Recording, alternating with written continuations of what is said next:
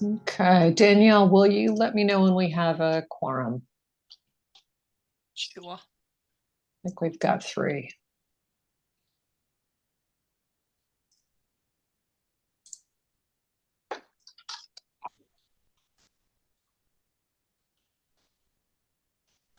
Happy Wednesday, everybody. Thanks for reminding us we're in the middle of the week.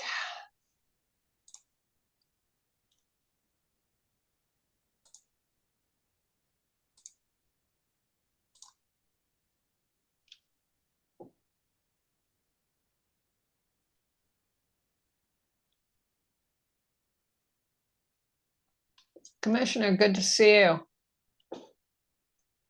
Hope you're settling in well. It's going to take some time. Always does.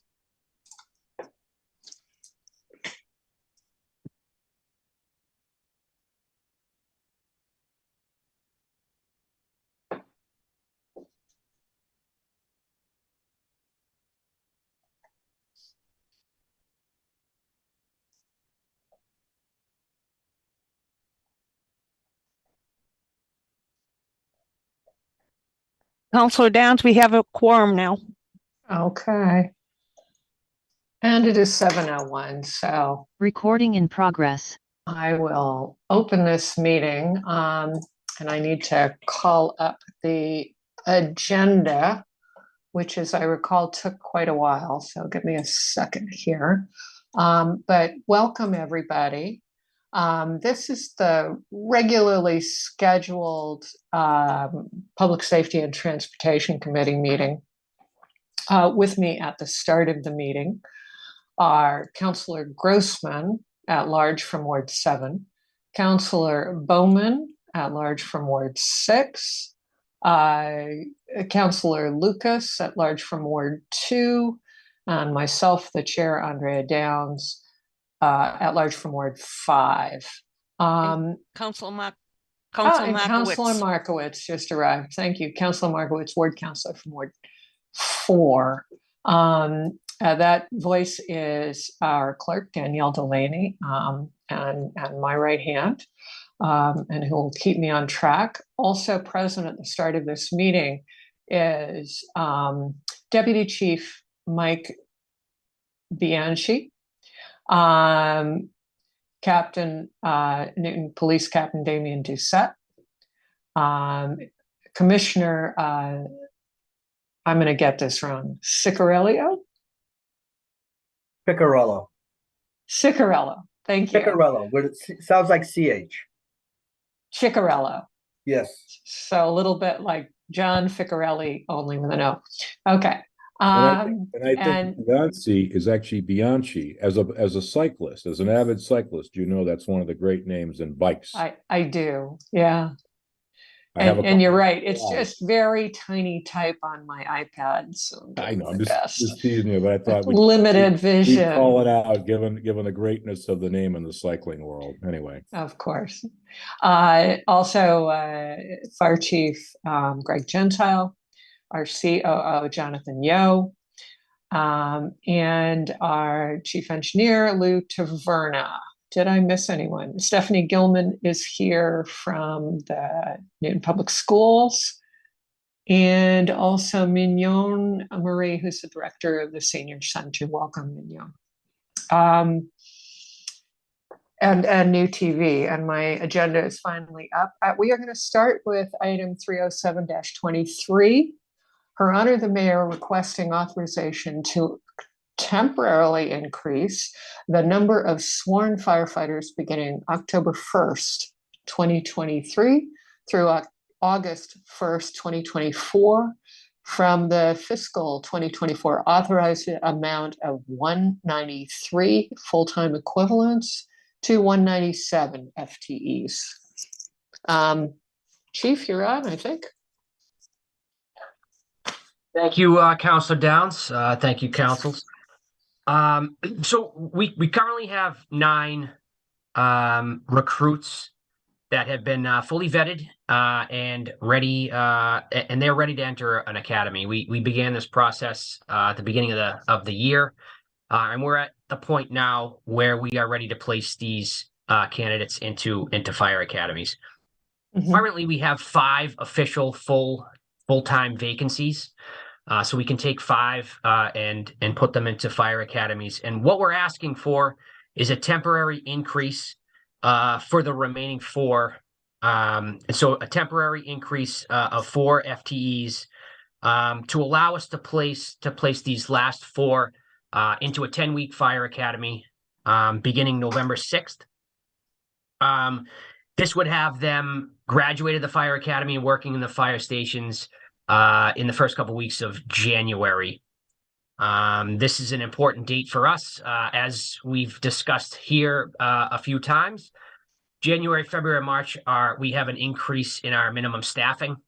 So these 4 would be a real big asset to us, both in overtime costs and just simply staffing the fire apparatus for those months.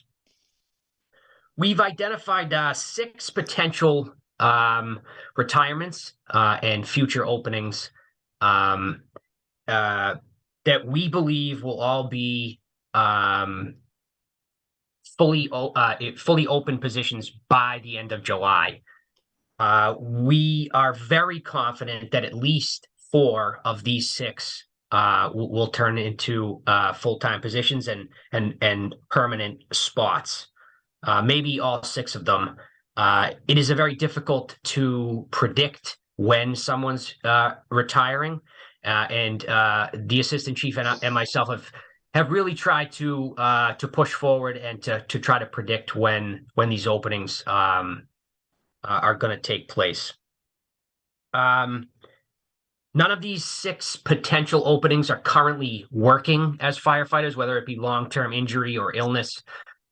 So in the meantime, these 4 temporary positions will really help us out in filling those spots. And like I said, particularly in the winter manning months, the winter staffing months of January, February, March, where we can really use the help.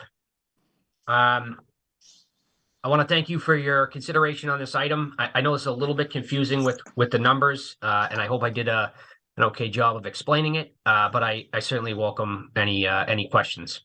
Thank you. All right, open to committee questions.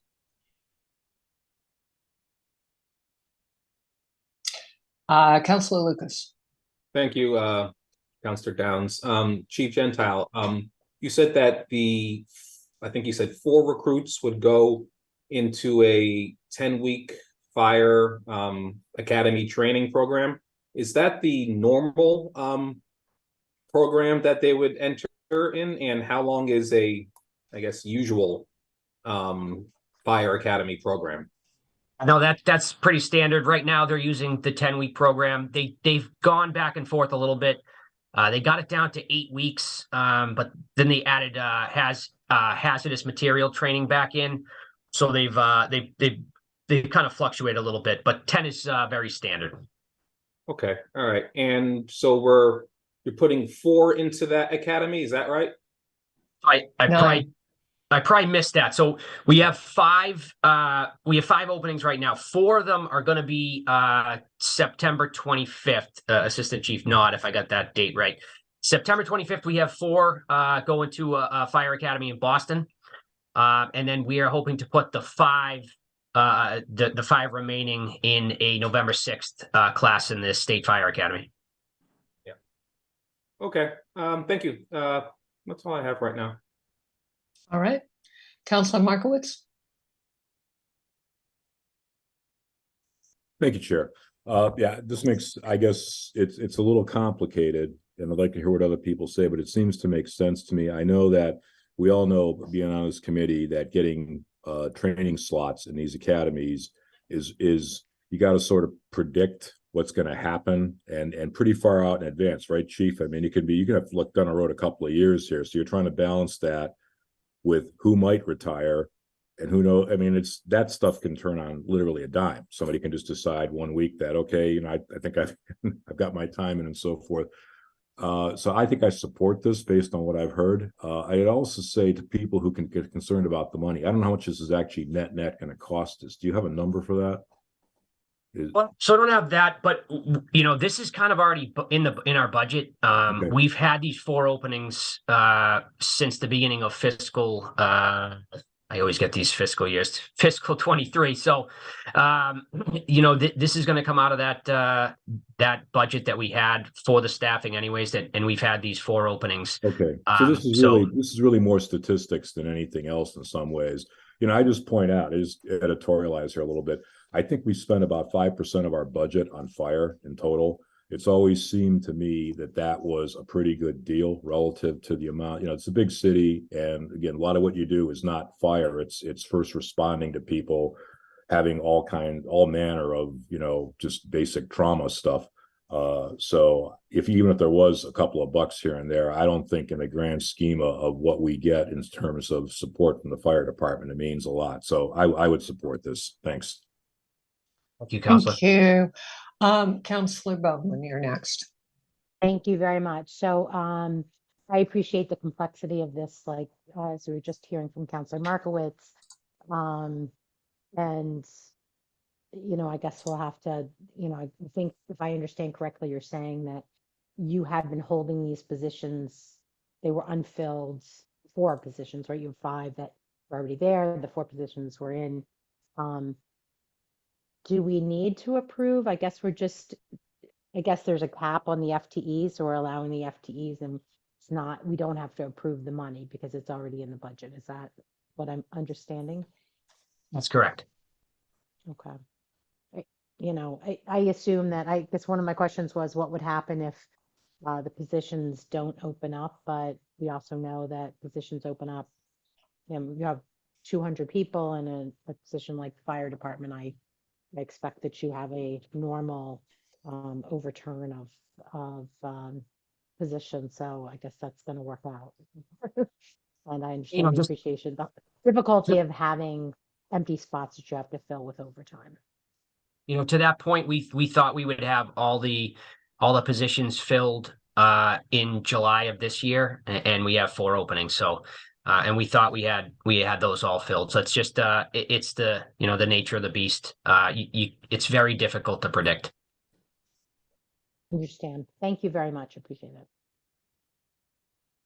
Counselor Grossman, you're next. Thank you very much. And thank you for bringing this item forward. I definitely support it. Having been on this committee and of course finance for a while, I know that this is a constant pain point in the fire department to fill these positions. And, you know, of course, from an overtime perspective, we are constantly discussing that and looking at that number and seeing significant numbers over the years. So I'm very, very supportive of this. I guess I had the same question Counselor Bowman had, in that it doesn't seem to me like any official action actually from the city council is required if there's not a financial request to it, but maybe I'm wrong. Having thought more over the years about what the legal level of control means and what the council has authority over or not, it strikes me that it's great to know this, but I don't know that we actually really have a formal say, but somebody correct me if I'm wrong. And Chief, thank you to you for the work you've done in recruiting people. I know that's also been difficult in public safety positions, particularly in the last few years. So kudos to you for finding great recruits that you feel good about and securing these positions in the academy. Thank you. You, Counselor. And I agree with my colleagues on this. I support it. I think there's some confusion about the amount of money that would be spent on overtime versus on the full-time staff. Could you clarify that a little bit for us? So when we go to talk with our colleagues, we can talk about how, first of all, this is already in the budget. This is not something that would drop to free cash next year and pay for teachers. And second of all, you know, what the balance is, overtime versus staff on board. Yeah, so certainly the overtime is a pretty easy answer. Particularly in those winter staffing months, any vacancy needs to be filled with an overtime. We have a little bit of leeway in the other months, but certainly every time there's a vacancy, we're filling that with an overtime. So these four, along with the other five that we'll be hiring, will be, just a huge reduction in overtime for those months. So we feel good about that. The other question, we've had these four vacancies, they're budgeted for five vacancies, although the fifth one came since July, but we've had these four vacancies since the start of the fiscal year. They're budgeted for, they're paid for. So we would use that savings that we've had since July 1st to pay for these positions, these four positions, until they become permanent, and then they're budgeted for already. Okay, great. Thank you. I will entertain a motion. Motion to approve. Motion to approve. Motion to approve by Counselor Bowman, seconded by Counselor Grossman. All in favor, please say aye. Aye. Aye. Any nays? Any abstentions? All right, that would be unanimous. And I am noting that Counselor Lipoff told me he would be absent today as a family obligation. Counselor Maliki is arriving late. That still doesn't excuse Counselor Oliver. Anyway, our next item, 72 dash. Sorry. Good night, and Just thank wanted you to for say coming, thank you. Chief and Chief in Chief. Our next item is 72-22. Counselors Downs, Bowman, Maliki, Humphrey, Wright, Ryan, Greenberg, Danberg, Grossman, and Lucas requesting a discussion with police, public works, and inspectional services regarding sidewalk obstruction, enforcement, regulation, and operating procedures during construction used to assure safety for non-motorized users. This has come up a number of times along with our, and you saw that I forwarded a number of questions that have come up from constituents. This has been an issue that has come up, bubbled up from constituents, 311s, when, the path is just not clear for pedestrians mostly, and occasionally bicyclists. And we know that we have ordinances on the books. So this is in part, how are we communicating? How are we improving year over year? And how can we do better? So, I also forwarded along some of the materials that we ended up last year with. So who's going to start on this one?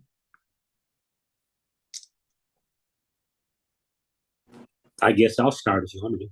Thank you, Mr. Taverna.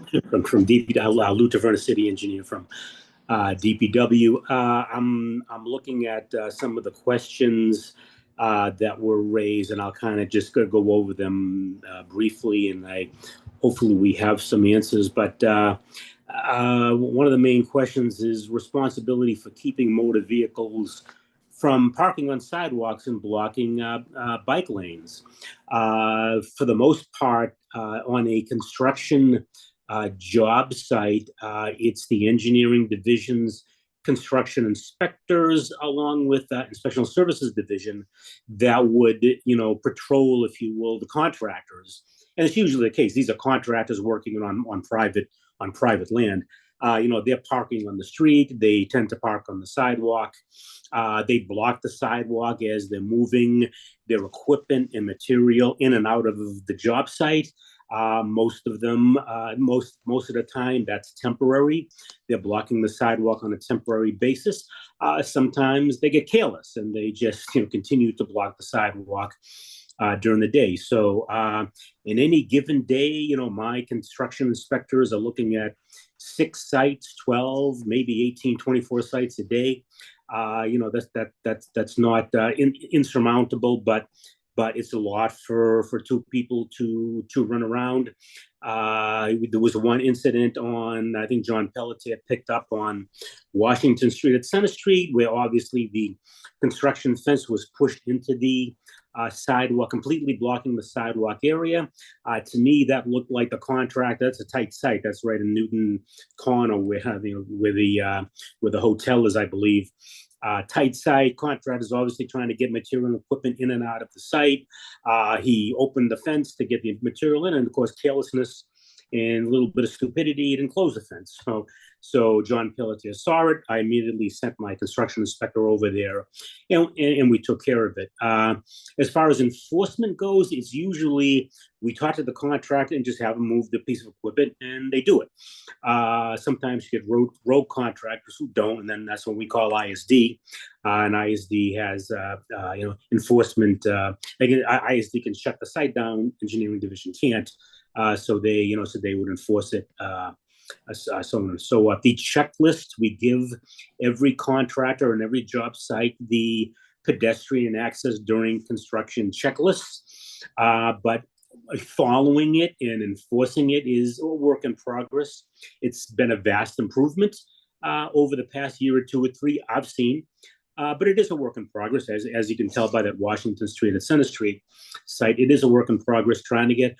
We have a tough time trying to get contractors to comply with the plans and specs that they're building to. So it's very difficult to get contractors to comply with pedestrian access. For the most part, they do. Sometimes they don't. But again, my construction inspectors are out there trying to inform the contractor to move his equipment, get the stuff out of the way. Usually they do. Usually it's the issue goes away, within by the time my inspectors show up. But again, my inspectors are chasing these guys around the city. It's a large city, like I said, 18, 24 sites a day, and I only have 2 inspectors. So they leave one site and some other contractor's doing something that he's not supposed to be doing. So it's a constant challenge. But again, it's a work in progress. I think it's a vast improvement. Okay. Any questions? Any questions, further discussions on that particular? We'll get into the shrubs and bushes next. We'll get into that next. Yeah, but if anybody has any comments on this one, let me know. Hopefully we can answer them. So I will start out and then open it up to the committee because I was the one who forwarded the question about Councilor Bowman had designed a little flyer which you could take or redesign or however you wanted to do it, that we sent along at the end of our last discussion on that, which was June 21st of last year. Have you utilized that at all? Are you thinking about it? Is it not appropriate? What's your thought? That's attached to the agenda.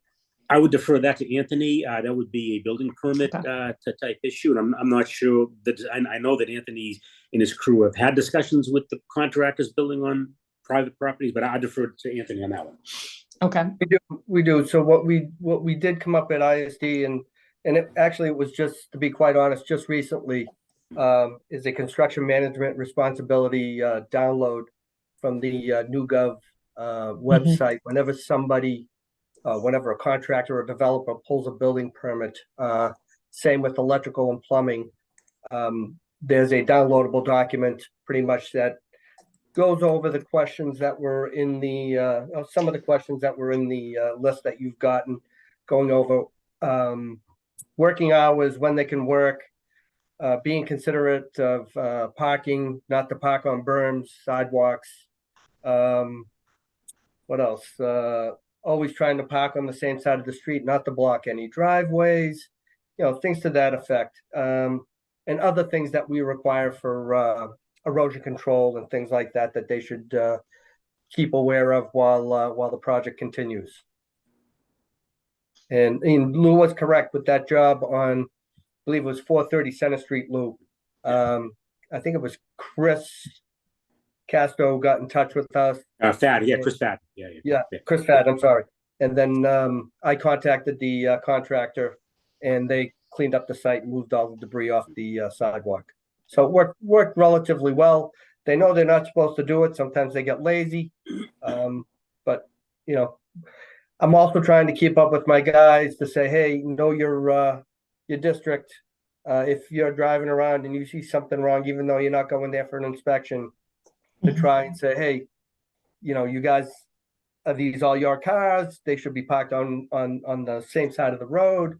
Again, not on the berm, not on the sidewalk.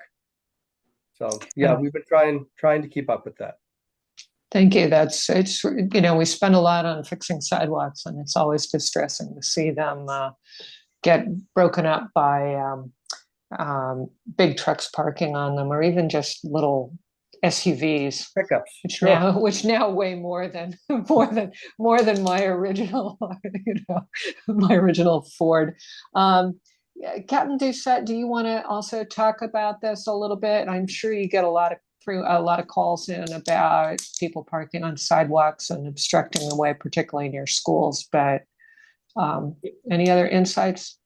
Yeah, so if it's during the day, usually we'll send out a parking control officer to enforce the parking restrictions, whether it be impeding the road, parking on the sidewalk. You know, they'll usually respond, try to speak to the contractor to get them to move off and kind of give it their best effort to get them to comply without actually citing them. But some contractors don't like to listen and think they're above the rules here. So we end up citing them. If it's after hours, we'll have a patrol officer go and also try to do the same thing in regards to working with, you know, getting the vehicles moved and access being opened. Our officers are always in construction sites. Our detail lieutenant coordinates a lot of the detour stuff and tries to make everything flow better for the citizens and everybody driving through the city, just so that, you know, we don't have people getting sent off a street just to get turned around in 5 other side streets.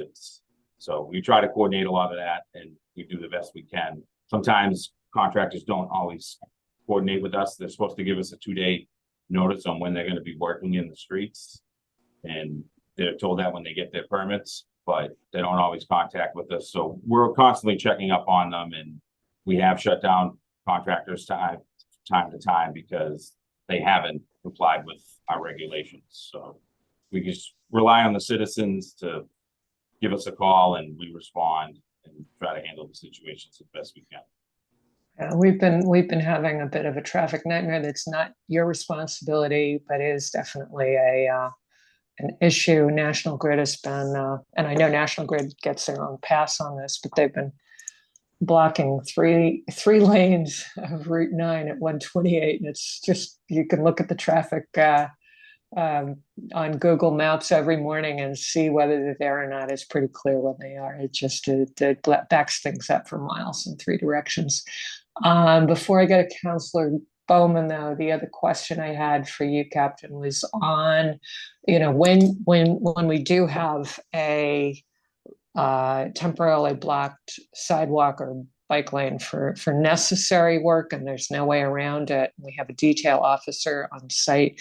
Can you give us an idea of what the rules are for detail officers, what kinds of instructions they're given about how to handle, say, you know, a kid on his way to school, or a cyclist, or a pedestrian with handicaps who may not see the various signs? How are they supposed to handle that?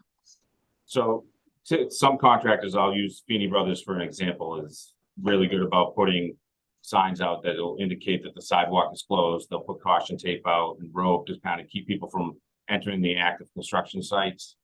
So that assists us in that regard, where our officers are there to assist motor vehicles, pedestrians, people with disabilities, kids to cross, like whether we have to help them cross the street, stop traffic, to utilize the travel lane. We're there to assist everyone to make sure everyone stays safe and can get around the construction safely and not get hurt. So our officers are instructed to not only deal with traffic, but they're also there to help the pedestrians, bicyclists. Fantastic. Councillor Bowman, you have your... Can I just add one more thing?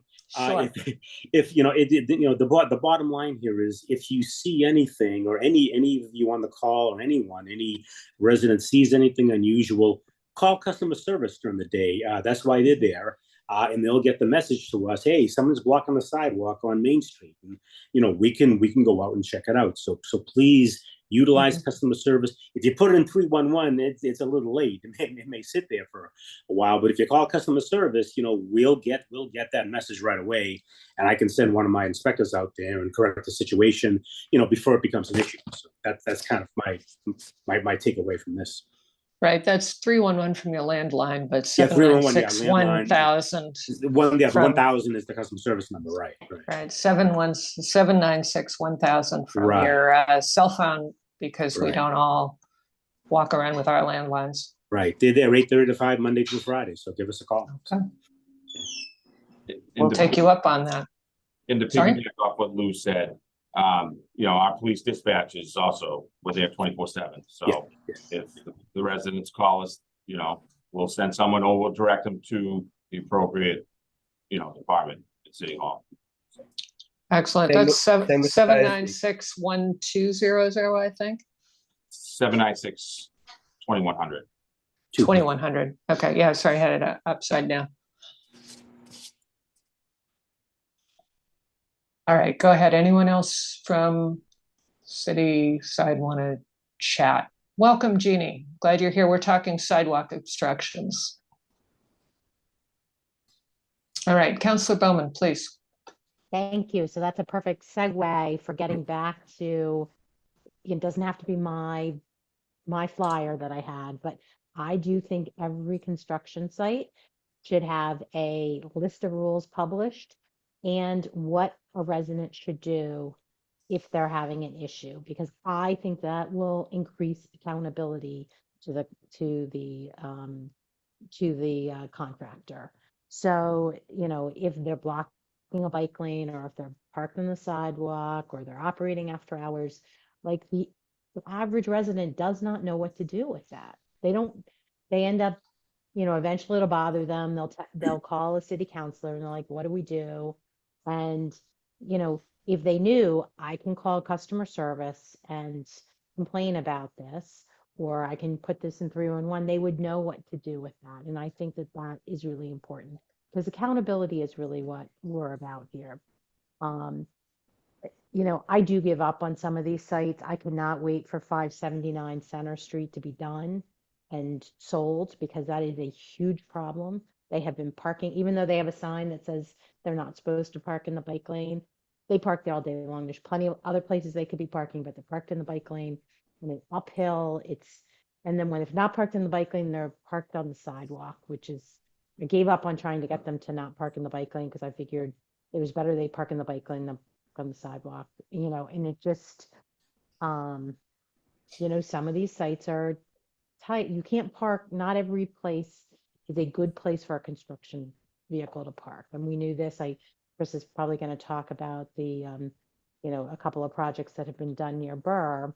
Like, when you're building these are experienced contractors. They should know, I'm going to have to make a parking plan that involves me not parking here, and get my subcontractors to do it. Just really a little frustrated with all of that. But I think giving people more tools and information on what to do if things are blocked. I will also say, I don't know if we're talking about this in this item, the city contractors associated with like redoing the city sidewalks are as big a problem as the individual contractors. And we continue to see sites where they've done, and I guess I know it's for ease, but they've done all four corners and blocked off sidewalks on both sides of the street. This is in my neighborhood right now in Everett, and they blocked off all four corners. Now, the plus side is they did have some sort of, like, when you walked past it, it told you the sidewalk was closed, but then you go to the other sidewalk and the other sidewalk's closed too. So I thought that technology was interesting, but we do have to keep in mind that blocking off all of the sidewalks for a week or more at a time is a little bit complicated, and especially when that's done outside schools. That's it. Thank you. Right, thank you. I concur. I think it would help. I've seen it in other cities, just to have something on site that's attached to the fence that's nearest the sidewalk with zip ties. Could be laminated fairly cheap that contractors have to put up, would make it so much easier for people just walking by who may not be our constituents to call in if something, is blocked for them and they can see it. Counselor Markowitz. I would just say, I'll be brief because I exactly agree with you. I think it's a requirement of the job site. They post it, it's laminated, it has the phone number to call.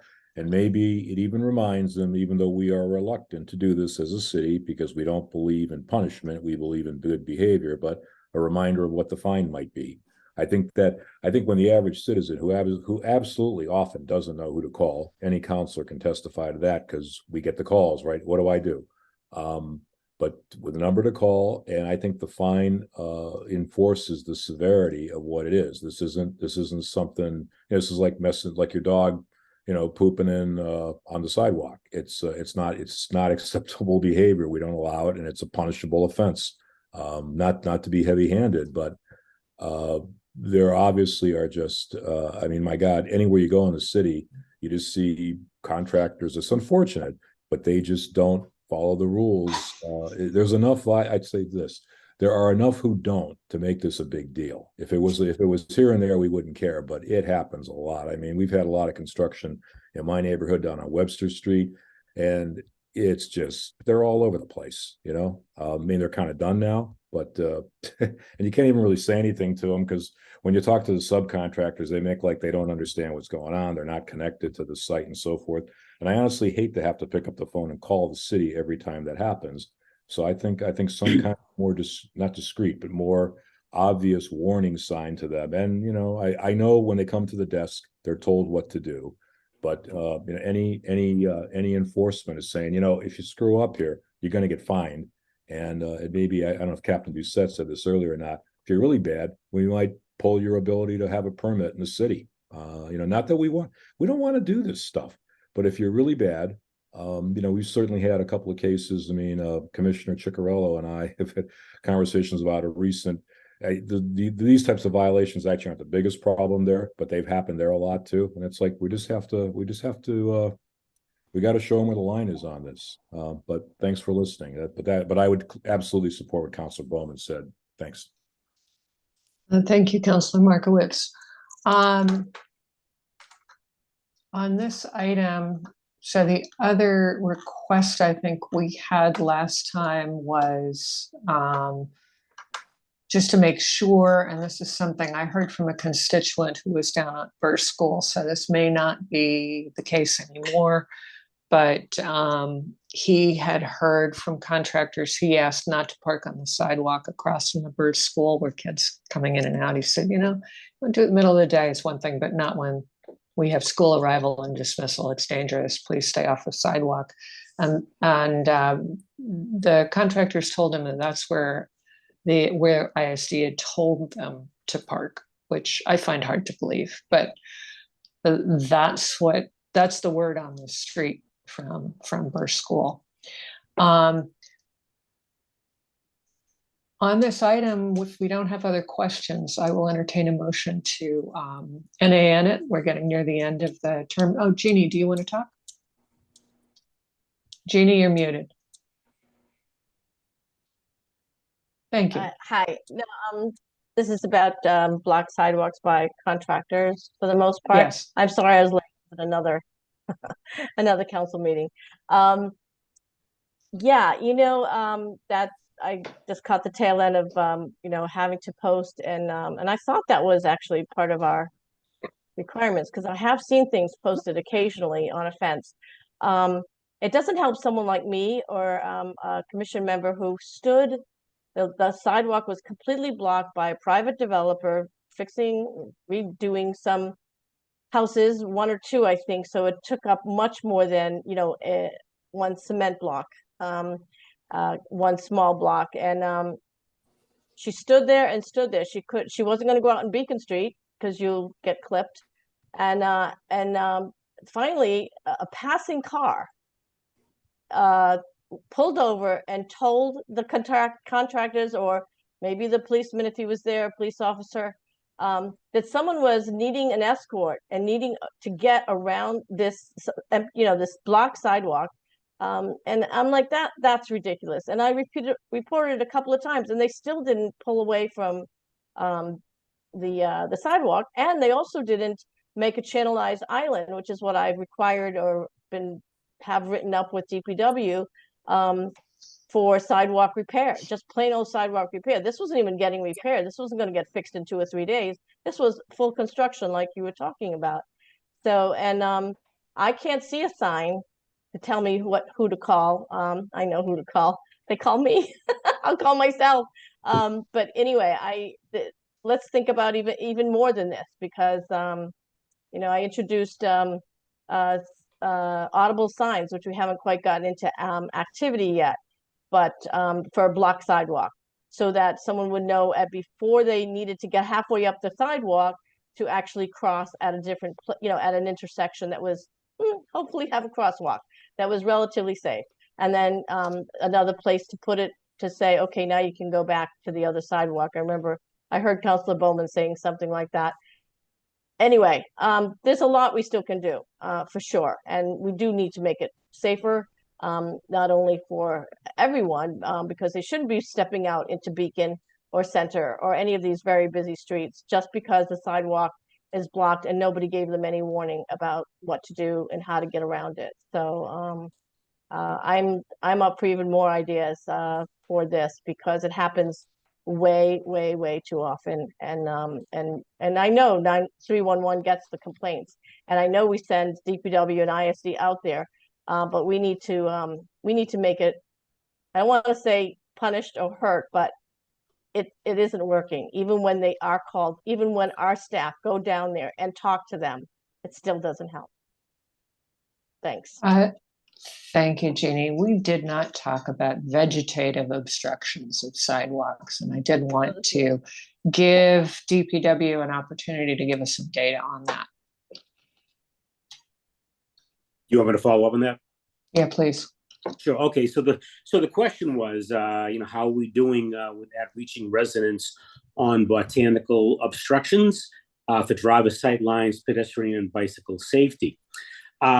Just a couple of statistics. Since August 2021, we have sent 226 enforcement letters regarding, fixed items, I'll call them, blocking sidewalks. It's usually bushes and shrubbery. But then we do get a few other things like collapsed retaining walls. We get a few of them. These old 150, 200-year-old retaining walls that collapse onto the sidewalk, and the owner doesn't do anything about it, but they're blocking the sidewalk. And sometimes we get, the occasional basketball hoop that was left on the sidewalk, and, people can't get around it. But this is reactive. We get a call from customer service. We get data from the 311 system, and then what we do is we send the owner, the property owners a letter, giving them time to remove the obstruction. It's usually in April, your shrubs have already been cut back. It's a non-issue. In late August, they're overgrown. Your landscape guy hasn't shown up yet, and now they're blocking the sidewalk. So, the letters, the enforcement letters do work. The owners, most of the owners, agree that they're blocking the sidewalk. We get a lot of pushback. To what extent do we cut back the bushes? If I do this, the bushes will die. You're going to kill the bushes. Well, if you cut them back a little bit each year, they won't die. So it's, you get some, that kind of botanical questions as to, to what extent, do we cut back the bushes? But it does work. The letters get their attention. If we don't, see any progress, we give them another letter. Then we go knock on the door. So for the most part, it does work, but that's the process so far. Again, we don't drive up and down the street searching for these things. When my inspectors do see them, we do report them. But we're not actively pursuing this. It is really complaint driven. It's usually some neighbor walking by can't get by, and they notice a resident, has overgrown, bushes, shrubbery, whatever may be the case. So it is complaint driven. It's not, we're not proactive with this, but when I drive home, if I see him, I'll make a note, but we're not driving up and down every street pursuing this stuff. I think the other related question is how many times does DPW actually go out and trim them when the owner hasn't? I know that. I'll have to get you that answer. That's a good question because we do have authority to, clear the sidewalk. The ordinance, prohibits, blocking sidewalks. I'll have to get you that data. I don't have that on me now, but that's one of the DPW guys does go out and he will trim bushes if he has to. We also consult with the tree warden. If it's a tree or something like that, we'll consult with Mark Welch and get him involved in this stuff too as well. Because what we don't want to do is kill a half a street tree or a tree that may be a street tree. So, right. But I'll have to give you that data. Thank you. Any other questions, Mr. Taverna, that we sent ahead of time that I did not hear your answers to yet? It's not me, but there was one further question. Can we educate residents better on why their cars need to fit in their driveways and not hang over the sidewalk? That may be a police issue. It's not a DPW issue, but I don't know if anybody needs to comment on that. I don't know if that's a common occurrence. It probably has to do with, there's something in the driveway. There's a basketball hoop, there's a porta potty or something in the way that the car needs to overhang. I don't know. I wish it were that easy. I have to tell you that it's, people just buy a bigger car and they don't have enough driveway for it. I pass by one regularly. I happen to know the owner and I know it's a hardship situation, but if there were somebody with a handicap on that street, someone with a mobility issue who couldn't go out in the street there, would be a problem. And so it needs to be, I think there's a discussion that's, perhaps case by case, but people are buying bigger and bigger cars and our driveways were made. I know my garage was made for a Model T. You couldn't fit my car in it now. Even if I removed all the junk, it's not quite wide enough for you to get through the door, much less open the doors after you get in. And I think driveways similar. They were made very, very small and just wide, just long enough for the cars that were originally there. And now it would mean taking away part of the house. So it's tough. Councilor Bowman, you had an additional comment, and then we should take a motion.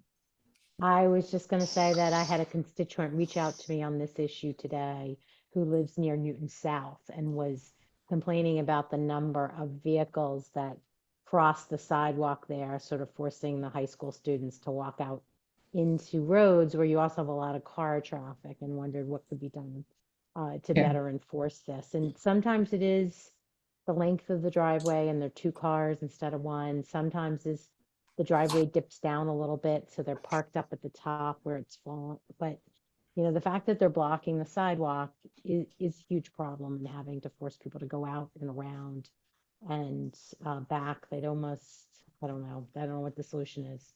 If they're going to do that, they might as well park crossways across the berm and the thing and leave the sidewalk open. If they're going to do something where they're not supposed to do something, at least keep the pedestrian way should be the primary focus if they're going to do something wrong. I don't know I would get a campaign to stop people from doing that, but I certainly would be in favor of some targeted enforcement on that, just especially as we approach winter. Particularly where we have a busy road and a busy school route. Captain Doucette, are you getting any calls on that? Is this something you can? We receive them from time to time, and we usually dispatch a PCO to, deal with the block sidewalk or an officer, depending on the time of day. And the officers usually assess the situations. Like you said, sometimes it's because they're trying to get off the street and they just don't have the space. And so if we get the complaint, usually if they can't move the car, they'll be cited for it. So we Okay. try to work with people, but ultimately they can't block the sidewalk, so. Great, thank you. I will take a motion on this one to, for no action necessary, since we are getting near the end of term and we probably won't have people back in. So 10 moved. a.m. Yep. so moved. Counselor Markowitz, seconded by Counselor Bowman. All in favor of no action necessary, please say aye. Aye. Aye. Aye. Any nays? Any abstentions? Okay, I think it's unanimous. Ms. Delaney, I believe we have a snow clearing ordinance coming up, but public facilities is still occupied. Shall we jump Can to, Move Sorry? to 7822? why don't we move to 7822, see if we can dispose of that before they arrive so that we have this covered. 7822 is Public Facilities Committee, Public Safety and Transportation Committee, and Councilors Leary and Bowman requesting a discussion with the administration, school officials on transportation priorities and public works, street, sidewalk, etc. Public Facilities voted no action necessary in October of 22, and we held on in this February of this year. And this is another one I'm hoping to take an NAN on, but I wanted to round out our discussion one more time before we do so. Mr. Ostroff, welcome from Newton Planning. Can you give us a brief update on how that is going? And thank you for joining us, Ms. Gilman. We will happily also hear from you. Thank you, Counselor, and committee members. Good to be with you tonight. We are, so I am interpreting the Josh Ostroff, Director of Transportation Planning. I see this agenda item, and you'll correct me if I'm wrong, but just to provide the committee with an update on how we are working on prioritization of transportation projects for, particularly as we're heading into the CIP season. How do we prioritize what we're doing? Right. And so I and I'm glad to be corrected on the next statement, which is I understand the CIP is, you know, in development, but that the initiatives that I'm sort of thinking about are in categories of stuff that's planned, and then things we have yet to put into the queue. And so the stuff that's planned is going to keep me and many other folks busy for the next few years. But we have an opportunity coming up with a few initiatives, the Bicycle Pedestrian Network Plan and the Complete Streets Prioritization Plan, to repopulate populate a new group of projects. And we see them all over the city. We see intersections that are hazardous that folks need no reminder, but that, and I'm not saying this is necessarily because of the infrastructure, but when a Newton resident lost his life tragically last week, that was a reminder that our roads and the way in which we use them are hazardous to folks. And this committee and others have been very supportive of the initiatives that the mayor and her team have proposed, but we have a lot more to do. And so I see the network plan, which is in a draft and will be presented at a public meeting in the coming month or two, as an opportunity to identify projects all over the city that will help make it safer to walk or use an assistive device for people of all abilities, to bicycle, again, for people of all ages and abilities, and to just promote the well-being of the community as a whole by making active transportation a safe, comfortable, and appealing first choice for people in all of our villages and everywhere in between. That's, I don't want to say it, criticize my own. that's the ambition. But the plan itself will identify some specific projects. And then the Complete Streets prioritization plan was last updated in 2016.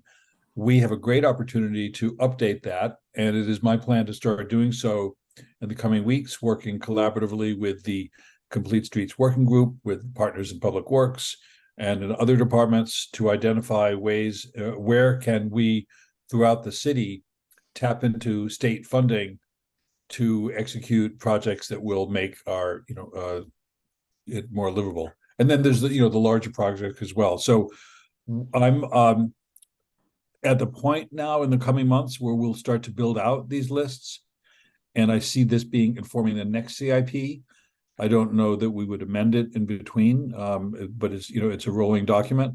And law and, folks permitting, we may apply for some projects that aren't specifically identified in the CIP if they surface to the top and they're ready to be applied for. But I don't want to get too far ahead of myself. We are, working with folks in DPW and the mayor's office and other departments to, or we will be, to just identify what projects are best and most important, where we can get the biggest bang for the buck. So I feel like I've blathered on for a couple of minutes and want to make sure that I'm heading the direction you want to go, and then take. Thank you. Okay, and listen for other questions. I should just add one other thing, because Stephanie is here, and I don't want, we also have opportunities with the Safe Routes to Schools, both to accelerate and implement the projects that have already been, the big state-funded projects, but to work with the school community to make sure that getting to and from school safely on foot or bike is a great option for Newton families. And we work very closely with them, and I'm privileged to go to regular convenings that she organizes, working with, Stephanie Regina and everyone in the district's team. So a lot of cooks here, but a great effort. So I'm hoping I come back to you in a couple of months saying, with progress, here's where we're at, and ask for your participation and input. Thank you very much. Yeah, that was exactly kind of what I was hoping to hear from planning. We've been joined, by the way, by committee member John Oliver, who is at large from Ward 1. Welcome. And Ms. Gilman, you had sent me a statement, but you're here. You might as well say your statement about schools and DPW and planning and police and how you all work together. So, Josh just hit on it, and what I really covered in my email to you was just at a high level how closely we work with really a very broad cross section, from the planning department, DPW, the police department, various folks at Newton Public Schools, Jen Martin for Safe Routes to Schools, very closely with her as well. And, I feel like we have a very collaborative approach and very good channels of communication among our groups. There are sort of three entities. So we have the School Transportation Steering Group, which is hosted by the school department, but it has many of the same stakeholders involved. And then Josh has the Complete Streets Working Group, and Jen hosts the Safe Routes to School task force. So among those three groups, there's lots of overlap and interaction, and we really check in with each other on various projects as they go forward, as including school building projects we bring to the group to make sure we get input on kids walking, biking, rolling to school, bus access, van access, signage, staff parking. So we're really, obviously there's always room for improvement, but I feel like we've got a really good sort of team approach and collaborative approach. So. Great, thank you. Questions from the committee? I see Councilor Bowman. Thank you. Sorry to be the first one to jump in. I absolutely 100% believe that the streets surrounding our schools should be the safest in the city. And there's so much work to do. It's daunting. I mean, we have so many schools and we have so many kids who come from so many directions.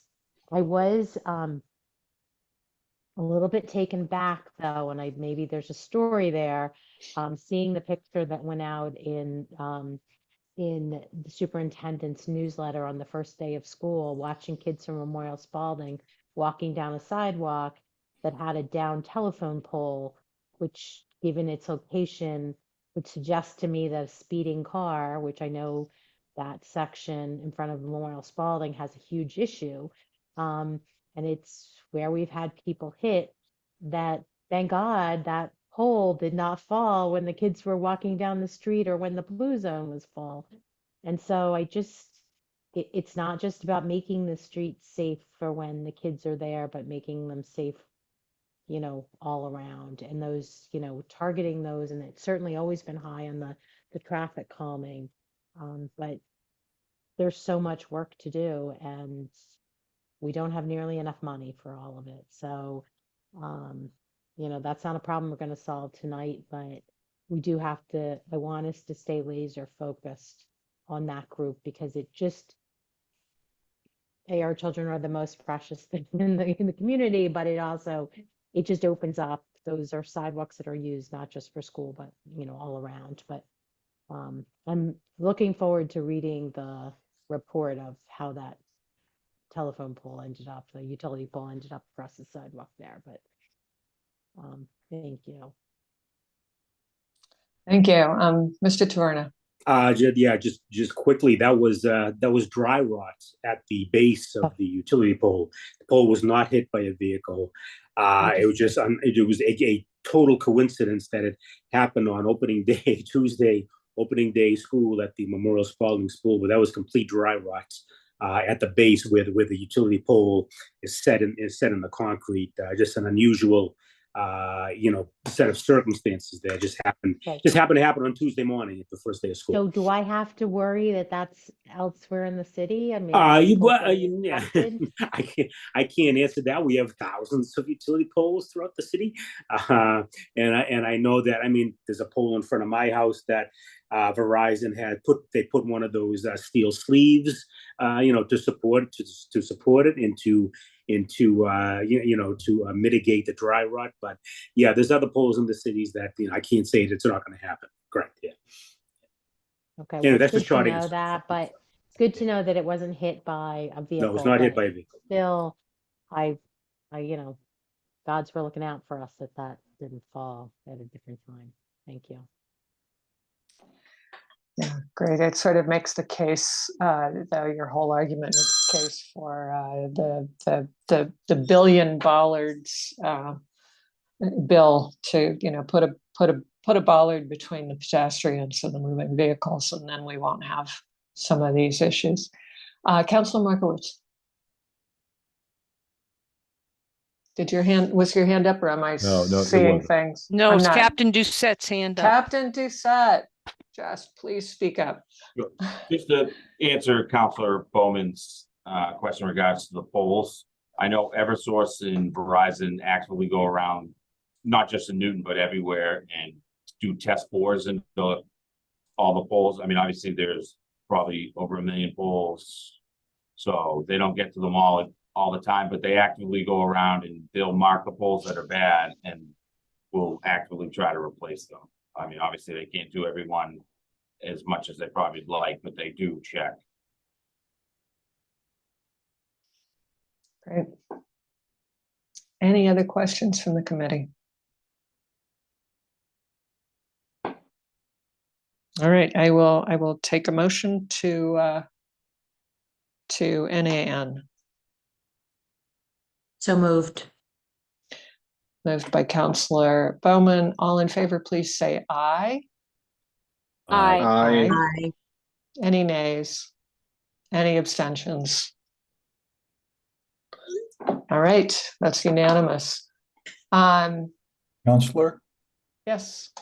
when I was here in February, among the things I talked about was the Albemarle project, and I just wanted to provide the committee, which has been supportive of this, that we received bids and awarded a contract that's been executed, and they are in the process of ordering materials and scheduling the work. We had hoped it would start before school, but didn't work out that way. But we are that is underway, and I can't thank the team at Public Works enough for their partnership in this, and hopefully that will be scheduled soon. But I know that's not strictly on your agenda, but since this general topic was discussed when I was here a few months ago, and I know it's been a topic of public interest, just wanted to let you know. And we'll be doing outreach to the neighborhood and the wider community as we get closer to it.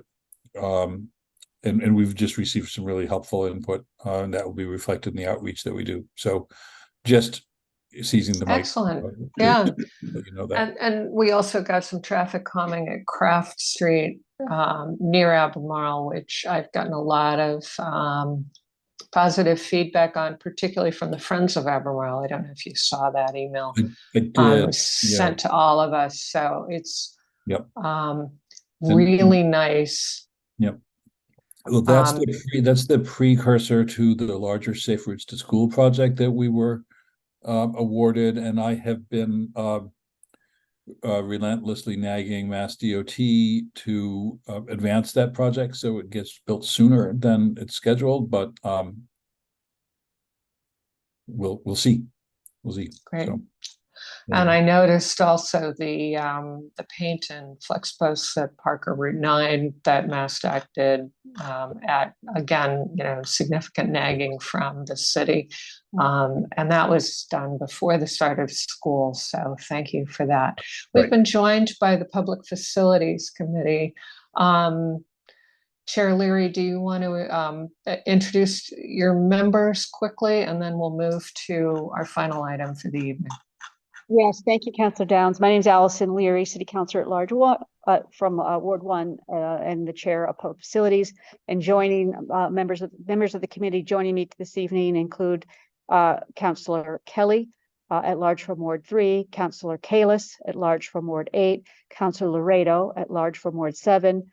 Let's see, and I think Councilor Crossley will be joining us shortly. And Councilor Norton was with us before, so let me see if they have joined yet. But those were the members that were with us a few minutes ago in Public Facilities. I hope they'll be hopping on soon. Yes, well, welcome. I will open it up at this point. It's item 69-22, Councilors Downs, Bowman, Markowitz, Grossman, Malachy, Wright, Kelly, and Noel, requesting a discussion with the Department of Public Works and Police Department regarding residential and commercial sidewalk snow clearing operations and enforcement. So let me repeat that because it's two different ordinances: residential and commercial sidewalk snow clearing operations and enforcement. We heard this last on June 8th of 22. We had a winter with no snow.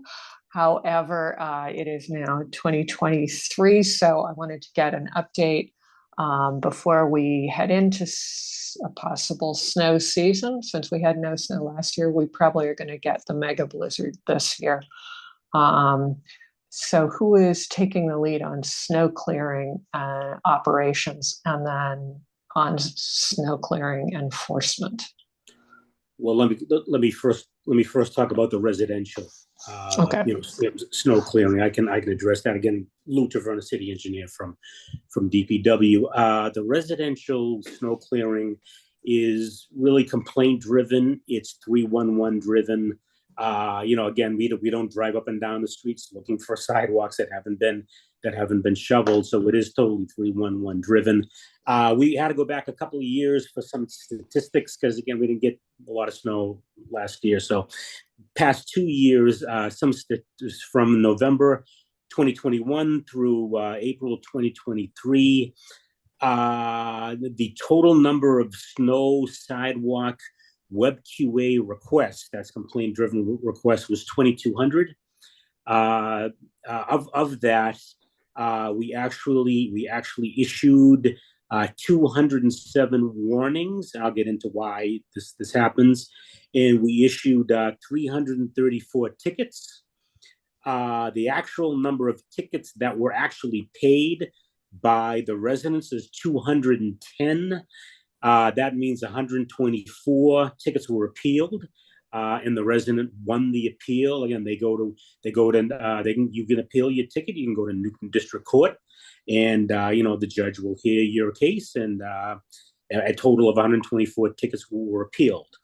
If you do the math, that means that around 1,600 WebQA requests were non-issues, and by non-issues I mean again, it has to be 24 hours after the storm is declared over, and the storm is declared over by the Commission of Public Works in conjunction with the mayor.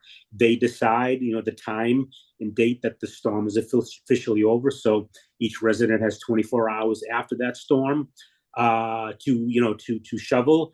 Many of the 311s that we get are too early. They're within the 24-hour period. So we go out there, but the 24 hours hasn't expired yet. So the resident still has time. Many of them are duplicates. State Street at Main Street at State Street. It's the same address. And many of them, when we 24 hours has passed, we get the WebQA complaint. We go out there, and indeed the resident has shoveled, and it's clear, so it's a non-issue. So we get many non-issues. Just as far as the protocol goes, we get the 311 complaint. My inspectors go out to the residential site. They'll take it, after 24 hours, they'll take a picture of the sidewalk that hasn't been shoveled, and they'll leave a door hanger to remind the resident that the sidewalk hasn't been shoveled. If you're a first-time offender and you still haven't shoveled, you get a warning. If you're a frequent flyer, then you're issued a ticket, from Public Works, and that's kind of how the protocol goes. But again, in every year it gets refreshed. So if you were a frequent flyer in 2021, in 2023, you start with a clean slate, and your first warning will be a warning, not a ticket. So that's kind of the protocol and how it goes. So that's some of the statistics.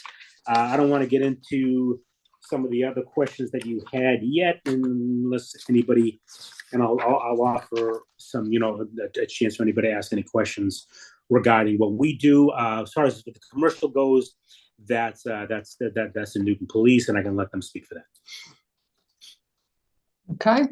Captain Doucette, can you speak to that? Sure. So unfortunately, I don't have any data on how many times we went out. Obviously, last winter was a very light winter, like you said. But our traffic officers do respond similarly to, we give the 24 hours for the commercial properties to clear up all their snow and make sure the sidewalks are accessible. And our officers will and do issue citations based on what they observe. Typically, we do give the warning first and then go from there. Great, thank you. We are joined by Councilor Malachy, Ward 3 Councilor for the ward, and a member of my committee. So welcome. We have covered the enforcement.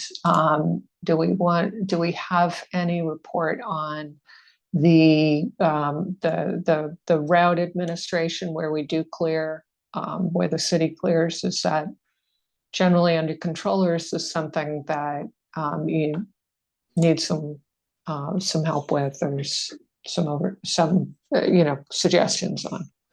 Well, if I may, the city does have designated, specified sidewalk plow routes. As far as our existing personnel power goes, we're able to adhere to those routes. What happens though oftentimes is the sidewalk will be cleared, but it's still snowing, so we have to return to the sidewalk again. The resident may not notice that, they notice it's clear the first time, but then, the snow continues. They don't realize we are coming back sooner or later. So we'll get a 311, but But you know, with the current personnel we have, we're able to maintain the existing snow plow routes. What we can't offer is, you know, any more. You know, we don't have the capacity to pick up any more at this point in time. I would let the commissioner, speak to that. But we're able to maintain the snowplow routes that we're obligated to perform. But again, you know, it's not one and done. You know, it does take coming back and plowing them again, and that's usually the case with these storms that go on for 24 hours, 30 hours. So. Got it. I understood. I think part of what I was getting at is the procedures. Maybe you could go through the, how are the sidewalk routes? I know we have some that we just do every year because they're busy streets and we've got to get one side of the street clear, but there are other ones that have where there are some that get tweaked school routes based on where kids are coming from more this year rather than last year. Can you talk a little bit about how that's done? I can talk a little bit. I'm not familiar exactly with how they were laid out, but that's basically it. It's really based on safe routes to school. We know what the walking routes to school are. So those are the sidewalks we tackle. We tackle the village centers, obviously. We tackle the major the major streets, Walnut Street, Chestnut Street. That we know kids are walking to the schools, to the Andrew School, whatever school they are. So again, I'm not privy as to how these sidewalk plow routes were established, but it is based on it. As I understand it, it's based on the safe routes to school, and we know where the kids are walking to school. So that's how they were determined. So if you want more specifics, we'll have to get back to you on that one. Yeah, no, that's fine. Yeah. Any questions from my committee? I do see Councillor Kalis, and you can go next if you're on. Councillor Kalis. Oh, thank you. Thank you, Mr. Taverna. I think that was helpful. Is there anything published that outlines the specific safe routes to school and areas that you do plow, just so there's a record of it and counselors can actually look at it and determine if anything is off the list and not there, and there's an oversight, things like that? Yes, we have a sidewalk plow route. It's a series of maps. They're on the DPW website someplace. I'd have to find them, but we can certainly get that information to you all. I know it's there. I've seen them. I don't know exactly where they are, but we do have sidewalk plow route maps, specific maps. There's a number of them that designate which sidewalks that we do plow. Yes. Okay, that's helpful. And is that something you can distribute or no? Yeah, I believe we can. I believe it's public information, so I believe we can distribute. Okay, great. I recall seeing it somewhere on the website. Yeah, it's on the website someplace. Councillor Kalis. Okay, that's great. I couldn't put my fingers on it if I tried. Yeah, it's all GIS based. Jonathan? Yeah, it's on DPW under streets, and then under winter storm information, there's a whole series of things under there, including the whole sidewalk snow shoveling, winter parking restrictions, you name it, the snow plan, sidewalk plowing, street plowing. So there's a bunch of stuff underneath DPW, underneath streets, underneath winter storm information. Great, that's awesome. Thank you, Mr. Yeo.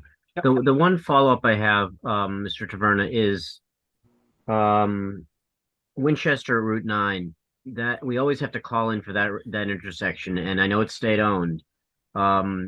Are we going to be taking that over this year, or are you waiting for the official turnover, or are we going to make sure that is plowed? Because now that it has lights, I actually see more and more people biking and walking through there, and I just want to make sure that it's on your list. Well, the roadway, Winchester Street at Needham Street, is still under the jurisdiction of Mass DOT. Their contractor, Geosio, is still working on the roadway, so technically, they own the roadway. Regarding, who plows it, I'll have to get back to you on that one, Jonathan. No, I was going to say, yes, we will get back to you on that. Yeah. I don't think we know offhand. I don't think there'll be anyone else on here who knows that offhand. What's the plan for at least this winter? Yeah. And then maybe going forward, once the project is done, we'll get that information to you. Thank you. Yeah, the whole intersection is changing now, so. It is, right. yeah. For the good. Absolutely. In past years, Newton has plowed Route 9 near the Elliott T stop, and which has been tremendously helpful because once the snow hits that sidewalk, you can't move it with a shovel or a snow blower. And so I'm hoping that continues to be on the list. Councilor Bowman. Thank you. I'll start there to say that I thought long ago in the Warren administration, we had we'd given up trying to get the state to plow bridges and, such like the bridge on Route 9 that goes over the center street where we have people walking from, say, the Dunkin' Donuts in that direction and the late bus stop. And we just took them over because they weren't going to get done, and we couldn't have people walking out our residents walking out Route 9. It's incredibly important. It's those little pieces of just finishing the corners and the sidewalks and sort of getting all of that done and in a way that, and maintaining the ice and not allowing I still think the last time we had big storms, we still have commercial properties that shovel all of their snow out onto the city sidewalk. That's how they clear their property by putting it on the sidewalk. I don't see as much as, we also were having some issues with people plowing their driveway, their parking lots into the accessible spots. So that's something we should also keep in mind too. It's really important to keep those spots clear as well. But, if we could just get people to stop piling it up on the sidewalk or immediately adjacent to the sidewalk, so all it does all day long is melt and freeze and ruin the sidewalk. That's, really critical. Thank you. Thank you, Councilor Bowman. Chair Leary. Thank you very much, Chair Downs. So it's good that we're having this discussion in a planful way. I always appreciate that because, of course, that's one of our main that I get complaints in the winter is inaccessible sidewalk areas, especially around bus stops and areas of transportation and curb cuts. But as our weather warms, I've also noticed that we're getting more ice storms, which in a way I think is more dangerous and more slippery. And also last year I got complaints about actual gutters going from the roof down across onto the sidewalk, which led for slippery conditions. So I just want to be aware of that and mention that sometimes the ice is actually, often is worse than just the snow. And just because I'm a little concerned about gutters that would be draining onto sidewalks, creating slippery conditions. I just wanted to raise it. I know we can 311 it, and that's what I tell people to do. Yeah, thank you. Any other comments or questions? Otherwise, I have one.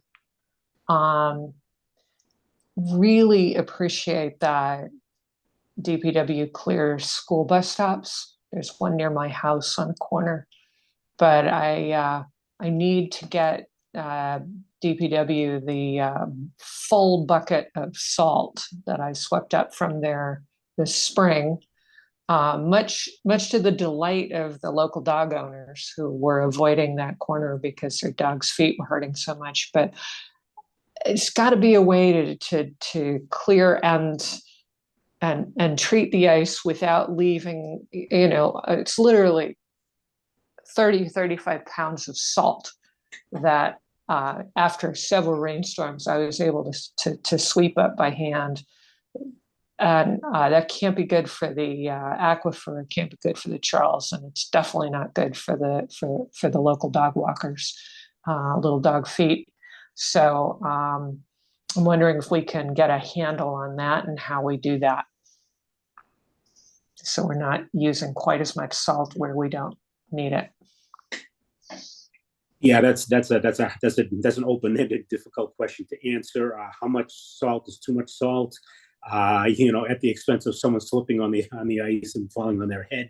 That's the balancing act that we're dealing with on, when we get these ice storms. So I remember a real nasty ice storm we had, I think it was last year. It took me an hour and a half to get home from City Hall because all the turnpike bridges were frozen over, flash frozen. So how much salt is too much? I don't know. I can't answer that.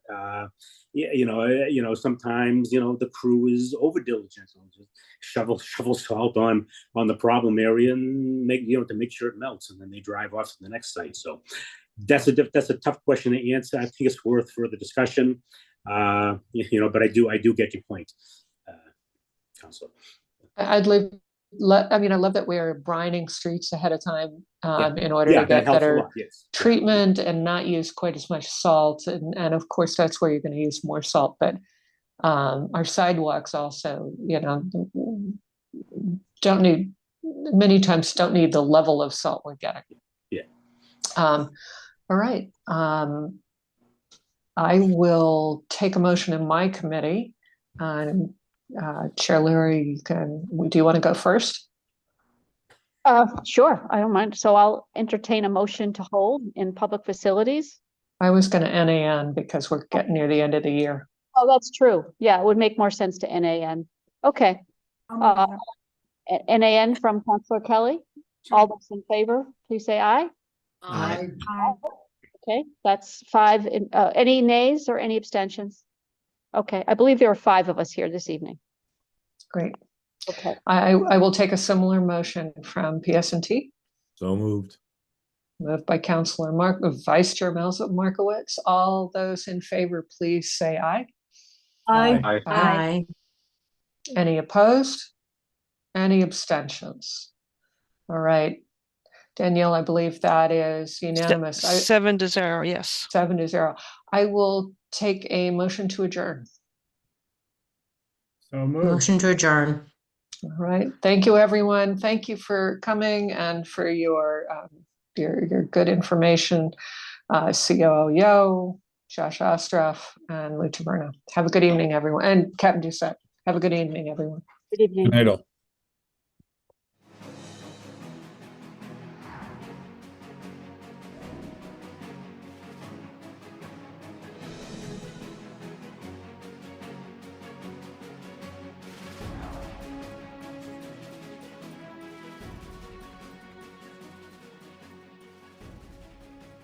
Recording stopped.